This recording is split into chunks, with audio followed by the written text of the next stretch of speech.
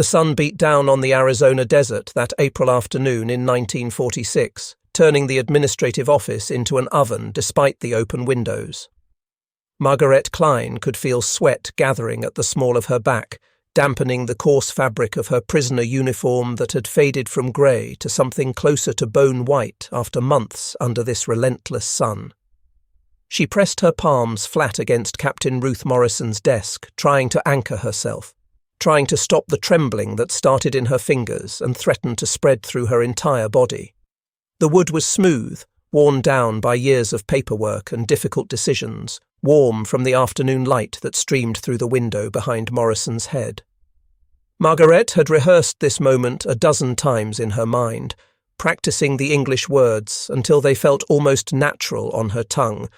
But now that she stood here with everything hanging in the balance, the words came out careful and measured, each syllable weighted with desperation. "Please," she said, and her voice didn't shake quite as much as she'd feared it would. "We don't want to leave." Captain Morrison sat very still, looking down at the repatriation order spread across her desk like it was a telegram announcing a death. In the 18 months she'd been running this annex of Camp Florence, she'd processed hundreds of German prisoners through these same rooms, had stamped their papers and watched them board transports, and every single one of them had been counting down the days until they could go home. Every single one had talked about villages and cities they missed, families they hadn't seen in years, lives they'd put on hold when the war machine had swallowed them whole. Every single one had wanted to leave. Until now. Until these 18 women who stood in her office and the courtyard beyond, their faces showing that particular kind of terror that comes when safety is about to be ripped away. Behind Margaret, 17 other women waited in the afternoon heat, clustered in the shade of the building where the temperature dropped by perhaps 5 degrees, though it still felt like standing inside a furnace. Some of them were nurses who'd learned their craft in field hospitals where the wounded never stopped coming, their hands growing steady from sheer necessity. Some had been telephone operators, connecting calls for officers who planned battles and retreats. One was a meteorologist who'd studied cloud formations and barometric pressure, predicting weather that determined whether planes could fly and ships could sail. All of them wore the same expression now. That careful blankness that soldiers learn when showing emotion has become too dangerous, but their eyes betrayed them. Their eyes showed everything they were trying to hide, the hope and fear mixing together into something that looked like drowning. 6 months earlier, when Margaret had first arrived at Florence, she'd been half-starved and hollow-eyed, her body running on nothing but adrenaline and the stubborn refusal to die that had kept her alive through the final months of the war. She'd come from the Eastern Front, from bunkers that shook with constant artillery fire, from underground rooms where she'd operated signals equipment while the world above her tore itself apart. The propaganda had been clear and consistent for years. Americans were monsters who tortured prisoners for sport. Prison camps were death sentences dressed up in legal language. She'd expected starvation rations, forced labour, brutal revenge wearing the mask of military justice. She'd expected to die here, slowly or quickly, but certainly and without mercy. That first morning, when a guard had brought her breakfast, she'd stared at the tray like it might explode. The oatmeal was real, thick and properly cooked, not the watery gruel she'd choked down in the East where supplies had dwindled to nothing and soldiers ate whatever they could find. The coffee smelled like actual coffee, rich and dark, with sugar in a small paper packet on the side. The bread didn't have sawdust mixed into the flour, didn't have that gritty texture that had become so familiar she'd almost forgotten what real bread tasted like. She'd eaten slowly that first meal, every bite taken with the expectation that it would be snatched away, that a guard would laugh and tell her this had all been a cruel joke. She'd waited for the punishment to arrive, wearing kindness as a disguise. The trick never came. The food was real. The kindness was real. That was somehow more terrifying than brutality would have been. 3 days into her imprisonment, Captain Morrison had handed her an envelope. Margaret had opened it with shaking hands, expecting transfer papers or a list of regulations she'd already violated, But instead she'd found a paycheck, 80 cents a day for laundry work. She'd held that slip of paper like it was made of glass, staring at the numbers and letters that spelled out her name, her actual name, not a prisoner number. Geneva Convention, Morrison had explained in that matter-of-fact way she had, like she was discussing the weather rather than turning Margaret's understanding of the world upside down. You're entitled to wages for non-military labour. It's not much, but it's yours. Margaret had nodded because her voice had stopped working, because in 3 years of war nobody had ever told her she was entitled to anything except orders to follow and rations to survive on, and the vague promise that the fatherland would remember her sacrifice after victory came. Now an enemy officer was standing in this desert prison camp explaining her rights under international law as if those rights actually existed, as if Margaret Klein wasn't just a defeated soldier who deserved whatever punishment her captors decided to inflict, but a person protected by something larger than hatred and revenge. That night, lying on a real bed with clean sheets and a pillow that didn't smell like mildew, she'd written her first letter home in careful, hopeful sentences. She'd addressed it to Breslau, to the apartment where she'd grown up, where her mother had taught her to read and her younger sister had pestered her with endless questions about everything under the sun. She didn't know if anyone was left alive to read it. She didn't know if Breslau even existed anymore. But she'd written it anyway because hope dies hard, and sometimes writing letters to ghosts is the only way to remember you're still human. Captain Ruth Morrison had not expected to care about them. When she'd volunteered for prisoner of war camp duty, her grief had still been raw and fresh, her brother's death at Normandy still close enough that she could taste it like metal in her mouth when she let herself think about it too long. She'd expected to hate this assignment, expected to look at German prisoners and see the people responsible for putting her baby brother in the ground before he'd turned 23. She'd expected the work to feel like penance, like punishment for surviving when he hadn't. Instead, she'd found women who looked unsettlingly like the students she'd taught back in Michigan before the war had turned her into a soldier. They were tired and traumatized, most of them barely 25 years old, with that particular kind of exhaustion that comes from seeing too much death too young. They folded laundry with practiced efficiency and kept their barracks spotless and said thank you in hesitant English when guards brought supplies. They weren't monsters. They were just people who'd been caught in the same meat grinder that had killed her brother, who'd ended up on the other side through accidents of birth and geography and propaganda.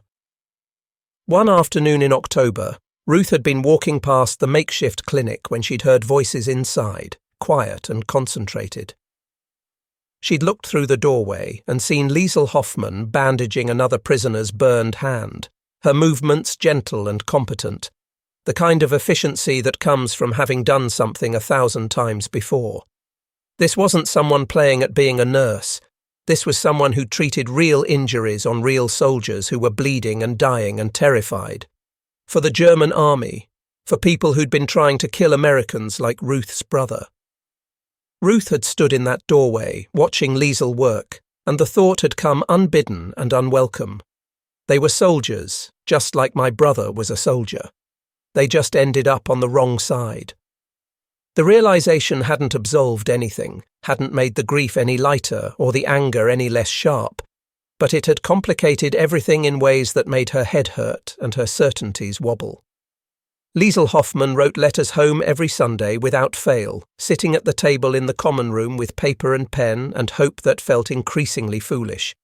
She addressed them to her parents in Dresden, even though she knew what February 1945 had meant for Dresden, even though the Red Cross representatives had gently suggested she stop wasting paper and hope on addresses that no longer existed, on buildings that had burned down to the foundation stones.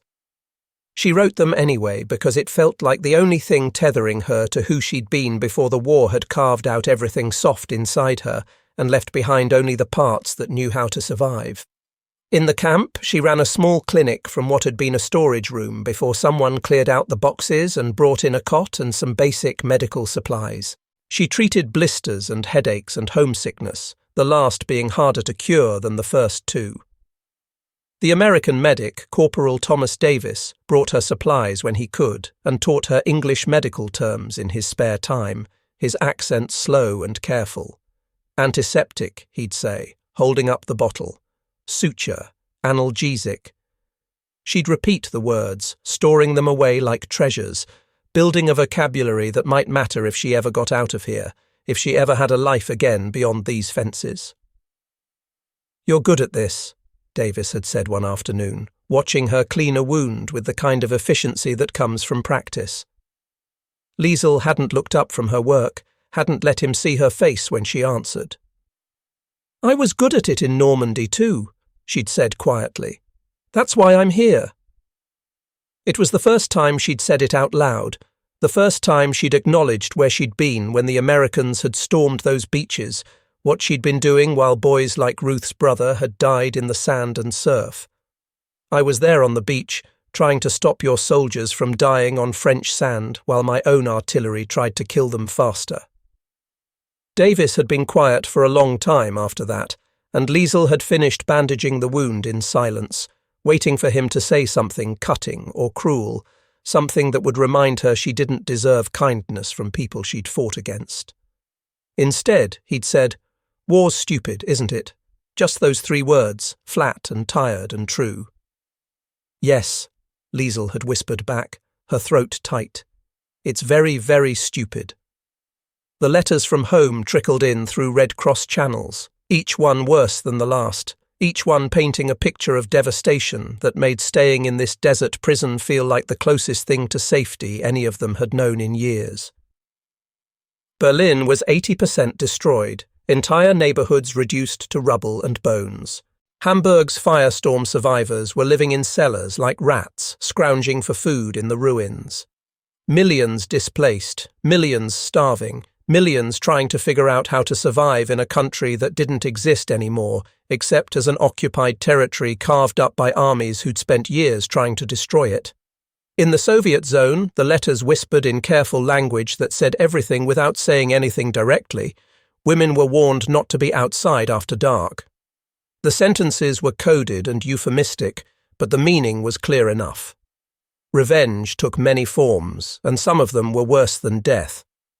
Every evening the women gathered in the barracks like it was church, and Margarete translated American newspapers in halting English that got better every week. They learned about the Nuremberg trials, about high-ranking officials being held accountable for what they'd done, about laws broken and atrocities committed. They learned about the camps, the other camps, the ones that weren't for prisoners of war, but for people whose only crime had been existing in the wrong place with the wrong ancestry. The camps with chimneys that had burned day and night, with numbers so large they stopped meaning anything. Some women refused to believe it. Propaganda, they whispered to each other in the dark. American lies meant to make them feel guilty, to break their spirits. But Margaret read the numbers in the newspapers, saw the photographs that editors printed even though they were grainy and terrible, saw the evidence that kept piling up in testimony after testimony. She realized what they had fought for, what they had been part of even if they hadn't known, even if they'd just been following orders and doing their jobs and trying to survive. The shame sat in her chest like broken glass, sharp and impossible to swallow, impossible to cough up, just there forever, cutting her from the inside. Still, despite everything, despite the guilt and grief and uncertainty about the future, the days at Florence fell into a rhythm that felt almost like normal life. The women formed a community out of necessity and proximity and shared trauma. They pooled their meagre resources, sharing cigarettes and stamps and news from home. Ruth Morrison approved small kindnesses that the regulations allowed, a library of donated books in German and English, a corner set aside for letter writing, permission to sing German folk songs in the evenings, as long as they weren't military marches or anything that celebrated the regime they'd fought for. It was fragile and temporary, and built on sand, everyone knew that. But for the first time in years, it felt like peace. It felt like being human again instead of just a cog in a machine that ground up lives and spit out corpses. March 1946 brought spring to the Arizona desert in small, defiant bursts of green that pushed up through the sand like promises. Captain Morrison approved a victory garden, though the war had been over for nearly a year and victory felt like a word from another language, from a time before everything had broken. The women didn't need the garden for food. The camp had food, real food, more than they'd seen in the final years of the war, when Germany had been starving itself to feed an army that kept shrinking. But they needed something to grow, something to tend with their hands, something that might bloom and prove that not everything they touched turned to ash. Margaret planted tomatoes in neat, careful rows, her hands remembering the rhythm of her grandmother's garden in Breslau, in a world that no longer existed.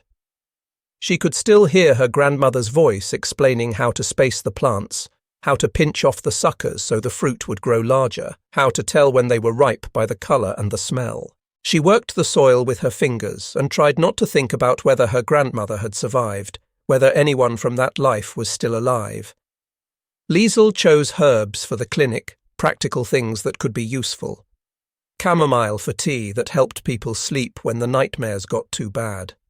Lavender for headaches and anxiety. Mint because it smelled like hope, like something fresh and alive and unstoppable. Anna Werner, the former schoolteacher who'd taught children their letters before the war, had turned her into something else, planted flowers. Bright, defiant things that served no purpose except beauty, marigolds and zinnias that blazed orange and yellow and red against the desert sand. "Why flowers?" Ruth asked one afternoon, watching Anna pat soil around a cluster of marigold seeds with the tenderness most people reserved for babies. Anna didn't look up from her work, didn't stop her careful movements. "Because we forgot beauty exists," she said simply. "Because I need to remember that not everything has to be useful to matter." The words hung in the dry air like a confession, like a prayer. The talent show was Corporal Davis's idea, proposed over coffee in the mess hall with the casual confidence of someone who hadn't yet learned that good ideas often died in paperwork and bureaucracy. German prisoners and American guards performing together, showing that maybe they could be people in the same room without trying to kill each other. Colonel Price thought it was a terrible idea, said so in language that was remarkably creative for an officer who usually spoke in regulations and proper procedure. Ruth spent 3 days convincing him otherwise, citing morale and rehabilitation and the Geneva Convention's provisions for recreational activities that would help prisoners reintegrate into civilian life eventually. Price finally signed the approval with a heavy sigh and a warning look that said, "This better not end up causing problems. This better not end up in my personnel file, Morrison." "It won't, sir," Ruth promised, already planning the program in her head, already thinking about who could sing and who could recite poetry and how to make this work without it turning into a disaster. The evening of the show, the recreation hall filled with mismatched chairs scrounged from various parts of the camp and nervous energy that crackled like static electricity. Liesl stood on the makeshift stage they'd built from pallets and plywood, wearing her faded grey uniform that no amount of washing could make look new again, her hands clasped in front of her like a schoolgirl at a recital. She sang a German folk song first, something about mountains and home and places that didn't exist anymore except in memory. Her voice wavered on the high notes but held pure and clear, carrying through the room like a ghost. Then she switched to an American song she'd learned from the radio, "Don't Fence Me In," her accent mangling the lyrics so that discourse came out sounding like this horse. But she finished strong, hitting the last note with a confidence that belied how terrified she'd been walking up to that stage. The note hung in the air for a heartbeat, for two, while everyone held their breath. The American guards applauded, not politely, not the kind of perfunctory clapping you do because you're supposed to. Really applauded, hands coming together hard enough to echo off the walls. Private Miguel Torres, who'd lost his cousin at the Battle of the Bulge, who had every reason to hate every German in this camp, clapped the loudest. His hands came together with sharp, deliberate cracks that sounded like gunfire, like celebration, like forgiveness that nobody had asked for but maybe everyone needed. Afterward, Torres found Ruth in the back of the hall, where she'd been watching everything with her heart in her throat, afraid it would all fall apart, afraid someone would say something cruel or start a fight. My abuela always said, "La guerra es del diablo, pero la gente es de Dios," he said in the Spanish his grandmother had taught him before she died. He paused, translating for himself, making sure Ruth understood. War is the devil's work, but people belong to God. Ruth nodded, her throat too tight to speak, her eyes stinging with tears. She didn't have permission to cry in front of her men. She didn't trust herself to say anything that wouldn't come out as a sob. The letter arrived on a Tuesday in late March, delivered through the Red Cross channels that connected this desert prison to a world that was still burning. Margaret had stopped hoping for mail months ago, had trained herself not to look up every time someone called out names at mail distribution, so when Morrison handed her the envelope with a Munich postmark, she almost didn't open it. Her hands shook too badly to tear the envelope without ripping whatever was inside. The letter was 3 thin pages, covered in her sister Clara's handwriting, which sprawled across the paper in loops and slants that Margaret would have recognized anywhere. Clara was alive, working as a translator for the American occupation forces, living in a shared room with 6 other women who'd survived the war by luck and stubbornness. She was barely eating because food was still scarce and expensive.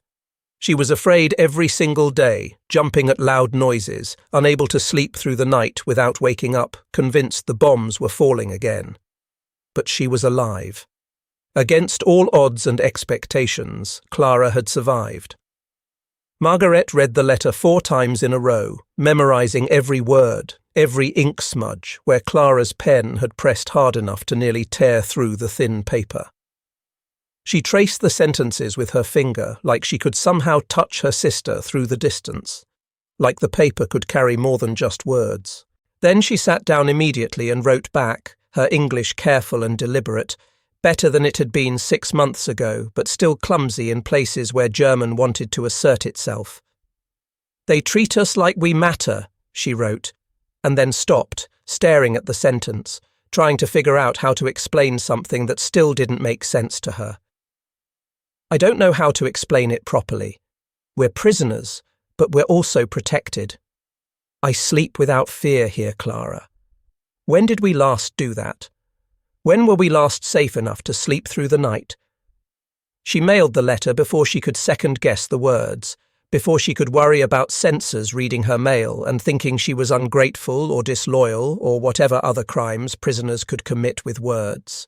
Late March brought Anna's birthday, 42 years old in a world that felt both ancient and newborn, like everything had died and been reborn into something unrecognizable. Corporal Davis helped bake a small cake with hoarded sugar and flour requisitioned quietly from the mess supplies, ingredients that technically weren't supposed to be used for prisoners, but nobody was going to tell. It wasn't fancy, wasn't anything like the elaborate cakes Anna's mother used to make before the war with multiple layers and real frosting, but it was real. It existed. That was enough. The women gathered in the barracks after dinner, after the guards had finished their rounds and the camp had settled into its evening quiet. Someone had hung paper streamers salvaged from Christmas decorations, red and green and gold that clashed with nothing and everything. They sang Happy Birthday in German first, the familiar melody carrying through the room, and then switched to English for Ruth, who'd been invited and had actually come, who stood in the doorway with a smile that looked like it might break her face. Anna's eyes shone with tears she didn't let fall. With emotion she kept locked down tight because crying in front of people felt dangerous even here, even among friends. Ruth watched them laugh together, watched Margaret smile a real smile instead of the careful half-expression she usually wore like armour, and thought these are good people who believed bad things. And they're trying to learn better. Maybe that's enough. Maybe that has to be enough. For one perfect moment, everything felt possible, like the war had really ended instead of just pausing, like wounds could heal instead of just scarring over, like mercy wasn't weakness but the hardest kind of strength, the kind that took more courage than fighting ever did. The cake was dry because none of them were bakers, and the oven temperature was unpredictable at best, and the singing was off-key because most of them couldn't carry a tune in a bucket, but it tasted like joy. Fragile, unexpected, luminous joy that glowed in the dark like embers. None of them knew it was the last time they'd all be together like this, that the letters from Washington were already typed and signed and in transit, that happiness, like spring in the desert, blooms fast and dies faster, that everything they were building was about to be torn down by bureaucracy and regulations, and the simple fact that wars end and prisoners go home whether they want to or not. The telegram arrived on April 2nd at 0800 hours, according to the timestamp in the corner, delivered with the morning dispatches and sorted by importance. Colonel Price called Ruth into his office, his face carefully neutral in the way that meant bad news was coming, the kind of news that couldn't be softened or delayed. Repatriation orders, he said without preamble, because there was no point in dancing around it. All German prisoners of war, male and female, to be returned by May 15th. No exceptions, no appeals, no special cases. Washington was closing the camps, sending everyone home, drawing a line under the whole bloody business. The war was over. The prisoners were going home. "They don't have homes," Ruth said, her voice flat and hard. "Not anymore. Not the way you mean." Price set down the telegram with the careful precision of someone handling something explosive. "Not our problem, Captain," he said, but he didn't sound convinced by his own words. He sounded tired, sounded like a man who'd seen too much and was ready for all of it to be over. Ruth delayed telling them for 3 days, told herself she was waiting for clarification, for amended orders, for some bureaucratic miracle that would make the impossible bearable. Really, she was just being a coward, putting off the moment when she'd have to watch their faces change, watch hope die in real time. She knew what this news would do to them, how it would shatter the fragile peace they'd built in this desert camp.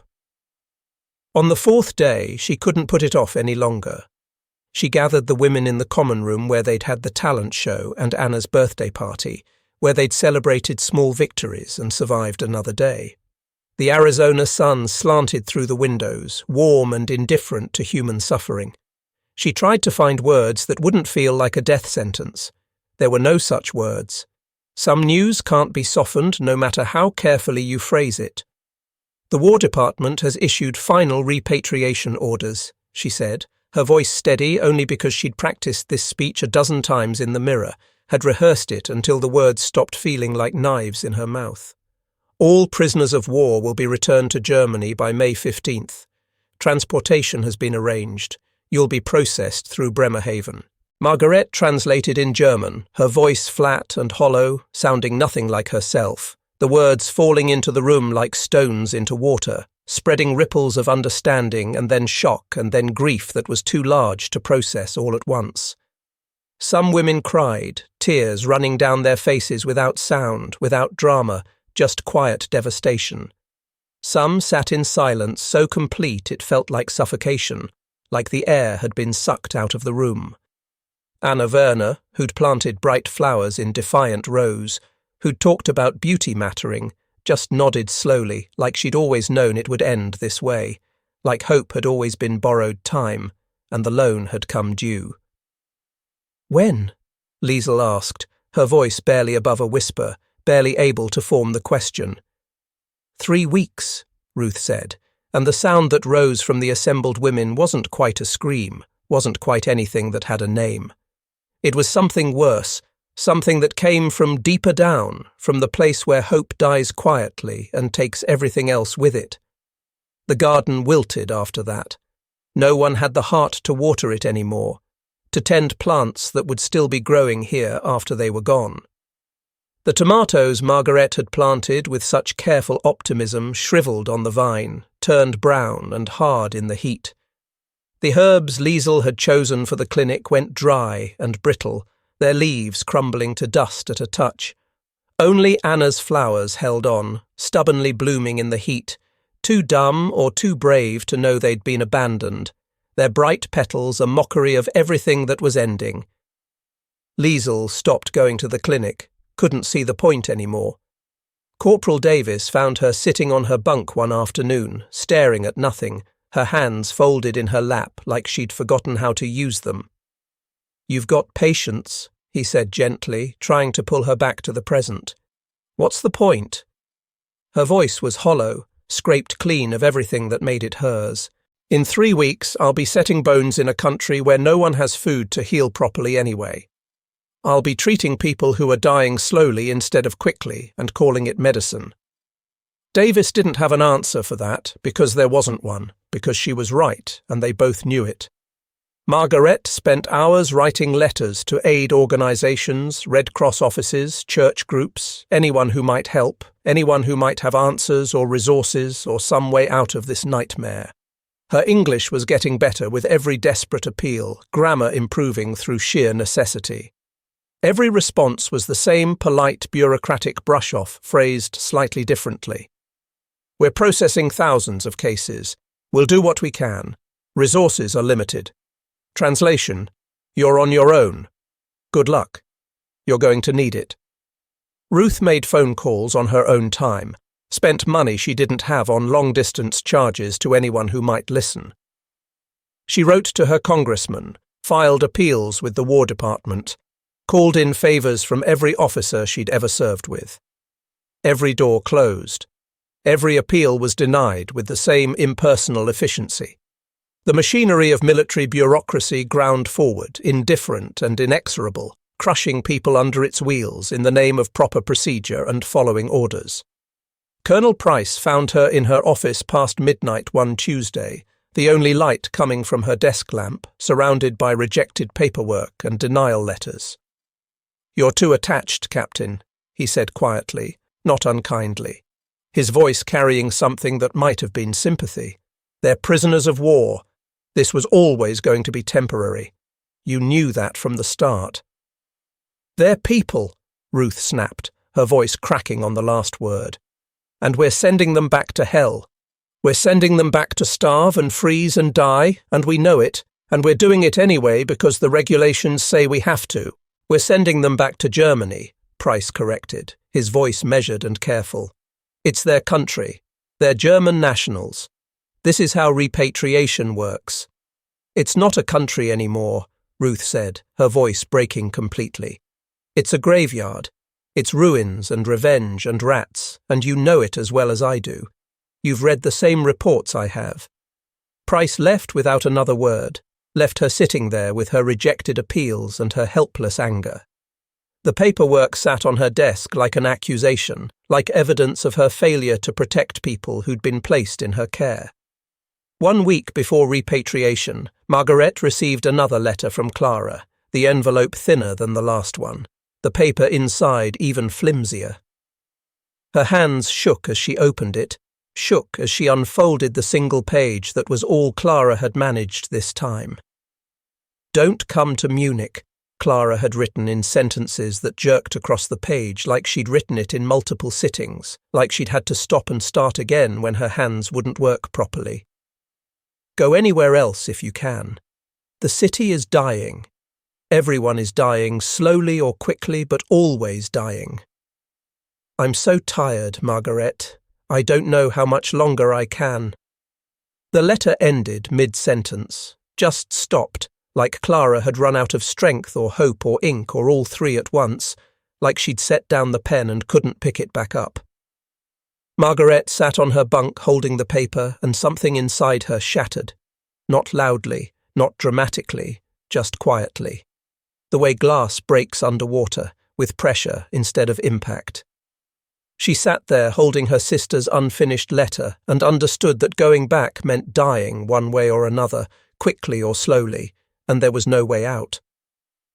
She found Ruth in the administration building after hours, alone in her office with the lights still on. The overhead light cast shadows that made Ruth look as exhausted as Margaret felt, made the dark circles under her eyes look like bruises. "Please," Margarete said, her voice steady even though her hands weren't, even though her whole world wasn't, even though everything was breaking. "We don't want to leave. There has to be something, some regulation or exception or loophole. There has to be something you can do." Ruth looked at her, at this woman who'd survived the Eastern Front and imprisonment and the destruction of everything she'd ever known, and saw her own brother's face. Saw every soldier who'd died believing their sacrifice meant something, believing they were protecting people and values and a future worth fighting for. "I know," Ruth whispered, her voice breaking. "I know you don't want to leave. I've been trying. I've been calling everyone I know and filing every appeal I can think of, and it's not enough. Nothing's enough." Outside, the desert night was cool and clear, the temperature dropping 40 degrees from the afternoon high. Stars scattered across the sky like hope was still possible, like the universe didn't know or care that everything was falling apart down here. Inside, two women who'd been enemies sat in silence, trying to figure out how to stop the unstoppable, how to fight paperwork and regulations and the simple brutal fact that wars end and prisoners go home. 2 days before repatriation, the barracks fell silent except for the soft sounds of packing, fabric rustling, metal clicking, everything muted and muffled like the world had been wrapped in cotton. The women folded their few belongings with mechanical precision, faces blank, hands steady only because feeling anything would break them completely. They moved like automatons, like people who'd shut down everything inside that made them human because being human hurt too much. Ruth sat in her office staring at the stack of repatriation papers she had to sign, official documents that needed her signature to make the whole terrible thing legal and proper. Her eyes burned from 48 hours without sleep, from crying when no one could see her, from staring at regulations until the words blurred together. Every appeal had been denied. Every door had closed. Every possible avenue had led nowhere. She thought about her brother, about what he'd died for on that beach in France, about the world he'd believed he was fighting to create. Not this, she thought. David didn't die for this. He didn't die so we could send broken women back to a broken country to break them some more.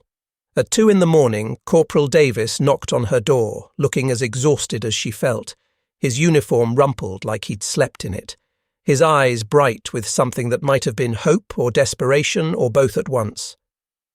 "I found something," he said, spreading a yellowed memorandum across her desk with shaking hands. War Department Directive 474B from 1944. German POWs with specialized skills needed for reconstruction could apply for temporary civilian labor contracts in the United States. It was designed for the aftermath, for rebuilding, for using enemy expertise when we needed it. Ruth scanned the document, her heart hammering in her chest, reading it 3 times to make sure she understood correctly. It had been designed for engineers and technicians, for men who could help rebuild infrastructure and teach Americans how German manufacturing worked. But the language didn't specify gender. It just said specialized skills. It didn't say men only. It didn't say combat soldiers only. It said anyone with skills that would benefit reconstruction efforts. "Nurses," Ruth said slowly, her mind racing through possibilities. Translators, communications operators, teachers, medical technicians. "It's a long shot," Davis admitted, his voice carefully neutral. "The directive is 2 years old. It might not even be active anymore. And even if it is, getting approvals in 2 days is basically impossible." "It's the only shot we have," Ruth said, already pulling out paper, already starting to write. They worked through the night and into the next day, building cases with the desperate efficiency of people racing against a clock that wouldn't stop, that didn't care about human lives or suffering or justice. They wrote profiles for each woman, detailing skills and experience and how they could contribute to American society. Liesel had medical training and was fluent in English, desperately needed for understaffed rural hospitals treating returning veterans. Margaret had signals experience and technical expertise that could work for telephone companies expanding their networks across the country. Anna had teaching credentials and could help with displaced person support, working with refugees who needed education and stability. Ruth typed until her fingers cramped, made phone calls until her voice went hoarse, called in every favor she'd ever been owed and some she hadn't earned yet. Davis ran between buildings carrying paperwork, collecting signatures, finding documentation that proved these women were who they said they were and could do what they claimed. At 1100 hours the day before repatriation, Ruth walked into Colonel Price's office with a stack of applications 6 inches thick and a desperate, furious hope that he wouldn't just throw her out. She spread the paperwork across his desk like she was laying down cards in a poker game where the stakes were human lives. "Sir," she said, her voice steady through sheer force of will, "I need you to approve these civilian labour contract applications under War Department Directive 474B. Price looked at the paperwork, then at Ruth's exhausted face, then back at the paperwork. "That directive was meant for male technical specialists, Captain. For engineers and scientists. Not for women," Ruth interrupted. "It doesn't say that, sir. It says specialists with skills needed for reconstruction. These women qualify. Liesl Hoffman is a trained nurse with field surgery experience. We have a critical shortage of medical personnel in rural areas. Margareta Klein has communications and signals expertise that private industry needs. Anna Werner has education credentials that could help with refugee resettlement programs." "This is highly irregular," Price said.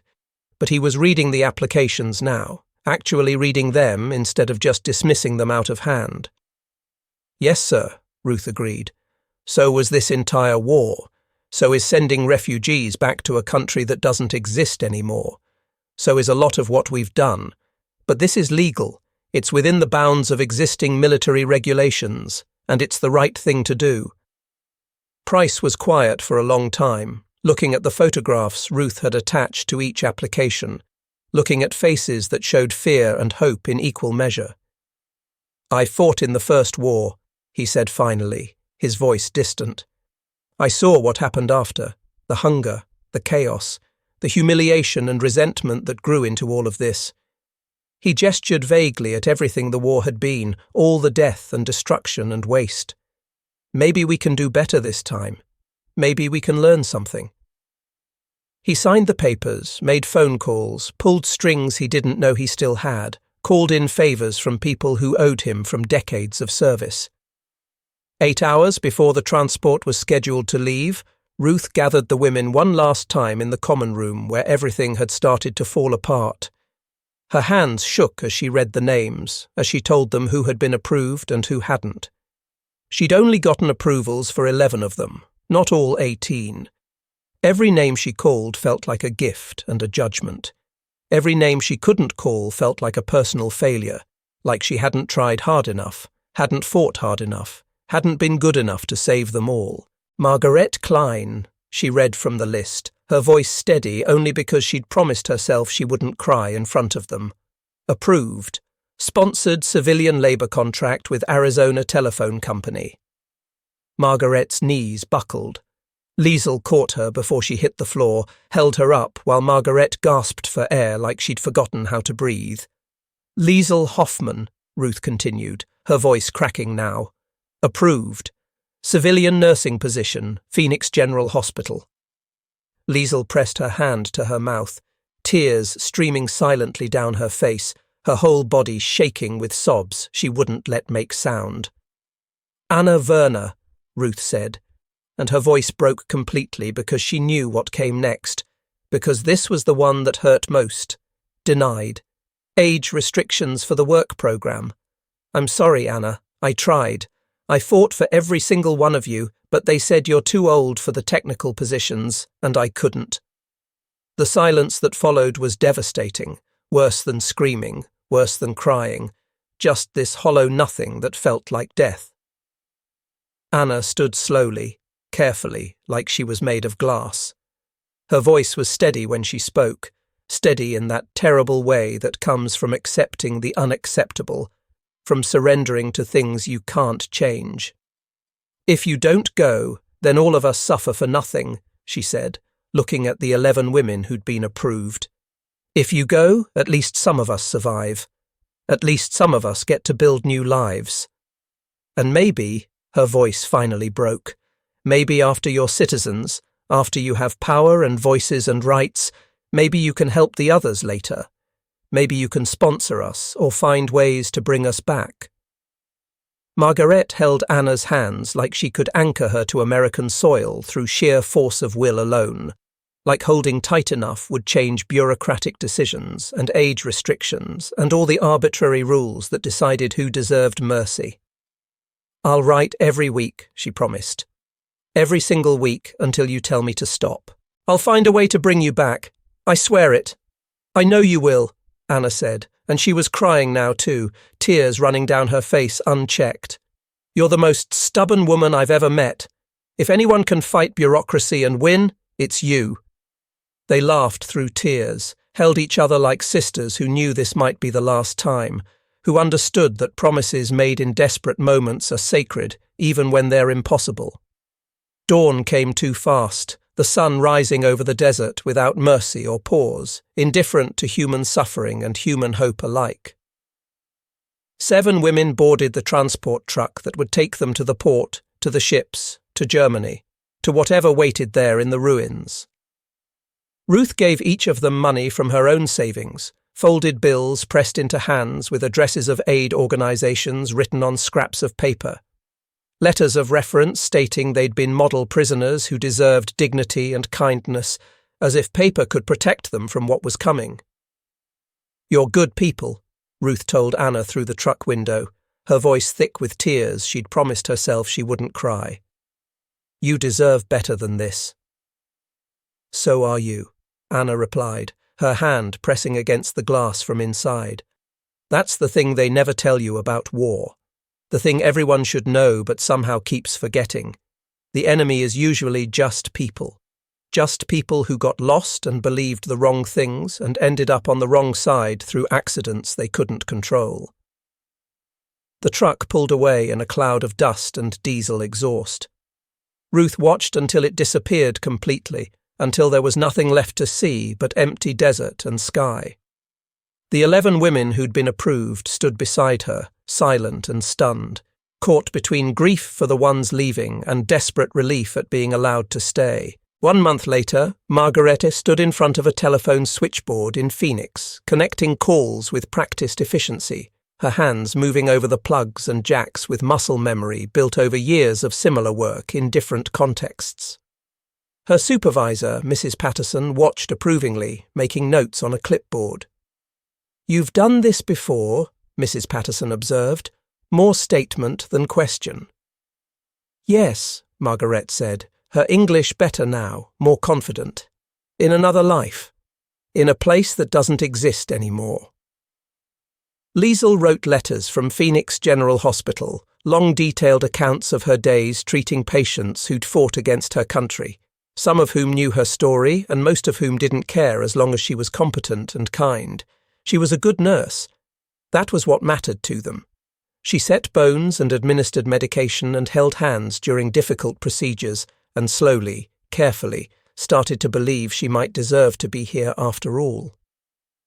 Ruth received a letter from Germany 3 months after the transport had left, forwarded through multiple aid organizations before finding her in Michigan, where she'd transferred after the camp closed. From Anna, 3 pages of cramped handwriting that must have cost a fortune to mail.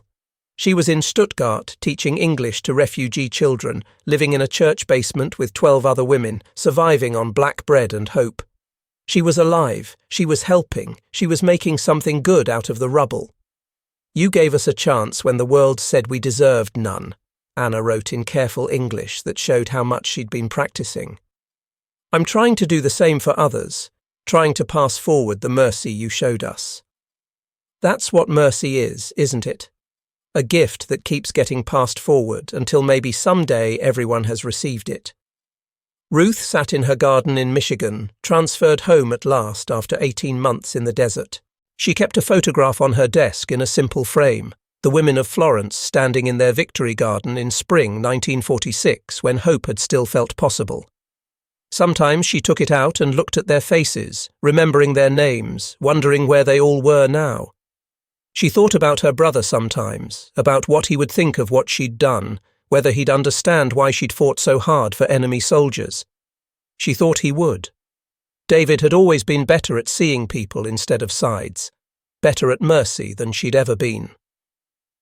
Margaret became a citizen 5 years later, the first of the 11 to naturalize.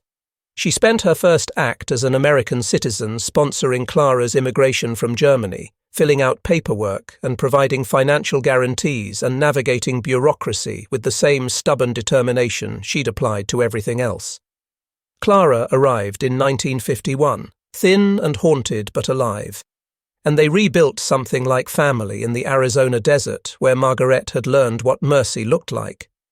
Liesl stayed in nursing, worked her way up to head nurse at Phoenix General, earned respect and authority through competence and compassion. She never went back to Germany. She sent money instead, packages of food and medicine and hope to people she'd known in another life. She married Corporal Davis in 1949, took his name, became Liesl Davis, and buried Liesl Hoffman somewhere in the past, where all the worst memories lived. Anna came back to America in 1952, sponsored by 3 of the women she'd said goodbye to 6 years earlier. Margareta and Liesl and another woman named Helga pooled their resources, filled out the forms, provided documentation proving they could support her. She arrived at the airport in Phoenix and fell into their arms crying, and they held her like the sister she'd become, like the family they'd built from ruins and desperation and small acts of defiance against cruelty. Sometimes mercy looked like remembering that enemies were just people who got lost somewhere along the way. Sometimes the bravest thing you could do was help them find their way home, even if home was no longer where they started, even if home had to be built from nothing in a desert that had once been a prison. Sometimes mercy looked like 11 women who got a second chance and spent the rest of their lives trying to pass it forward, trying to be worthy of grace they hadn't earned but had received anyway. Sometimes that was enough. Sometimes that had to be enough because it was all anyone could do, all anyone could be, just one person helping another person survive long enough to help someone else. That was how the world got better, slowly and imperfectly, and one stubborn act of compassion at a time.